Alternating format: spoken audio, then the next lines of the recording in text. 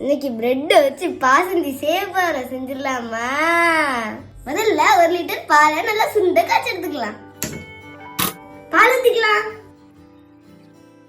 இது நல்லா கொதிச்சு நல்லா வத்துட்டோம்.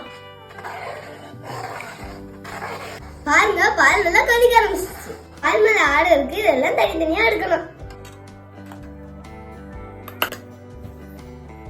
இந்த மாதிரி ஆடையை திரும்ப திரும்ப எடுத்துக்கிட்டே இருக்கணும். பால் வத்துற வரைக்கும் அடியில அடிவெடிக்க அப்பப்ப சுரண்டி விட்டுக்கிட்டே இருக்கணும்.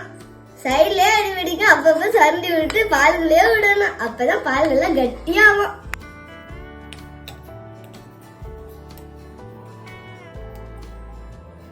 பால் கொதிச்சுக்கிட்டே இருக்கட்டும். அந்த கேப்ல பிரெட் தூள் பண்ணி வச்சுக்கலாம்.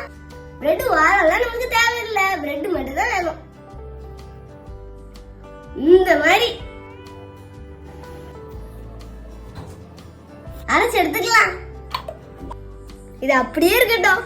பாருங்க, பால் பாதி அளவு திருச்சி. இப்ப பொடி பண்ணி வச்சிருக்கிற பிரெட்டை சேர்த்துக்கலாம். பிரெட் சேர்த்த உடனே கொஞ்சம் கெட்டியாகும். அது கூடவே சீனியும் போட்டுக்கலாம். சீனி போட்டுக்கலாம். பாருங்க, நல்லா கெட்டியாயிடுச்சு. இது கூடவே நம்ம தனியா எடுத்து வச்சிருக்கிற பாலாடையே சேர்த்துக்கலாம்.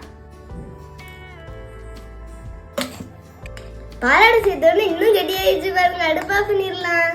இது நல்லா சூடாறட்டும். அதுக்கப்புறம் ஃப்ரிட்ஜில் வச்சிடலாம்.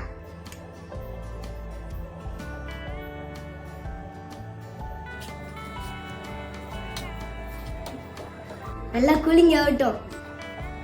நல்லா கூலிங்கா இருக்கு. டெக்கரேஷன் பண்ணி சாப்பிட்டு பார்த்துடலாம். டெக்கரேஷனுக்கு டூட்டி ஃப்ரூட்டி போட்டுக்கலாம். சீ வச்சு பாதாம் சேர்த்துக்கலாம். திராட்சை சேர்த்துக்கலாம். வறுத்து வச்சு முந்திரி சேர்த்துக்கலாம்.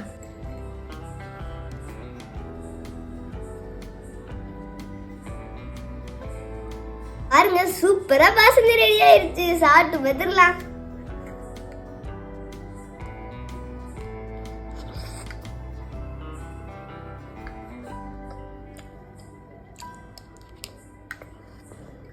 எப்படி இருக்குன்னு சொல்லாம உமாட்டி சாப்பிட்டுட்டே இருக்க. சூப்பரா இருக்கும். அது என்னோட வாய் மங்கி மாதிரி ஆயிடுச்சு. எல்லாம் அப்படிதான், கண்டுக்க கூடாது. சூப்பரா இருக்கு. உண்மையே சொல்லுங்க, நல்லா இருக்கு. கண்டிப்பா நீங்களும் செஞ்சு சாப்பிடுங்க. செம்ம இருக்கு. பால் ஸ்மெல் பிடிக்காதுன்னா ட்ரை பண்ணிடாதீங்க. பால் ஸ்மெல் ஓவரா இருக்கும். கூலிங்கா சாப்பிடுங்க. சூப்பரா இருக்கும்.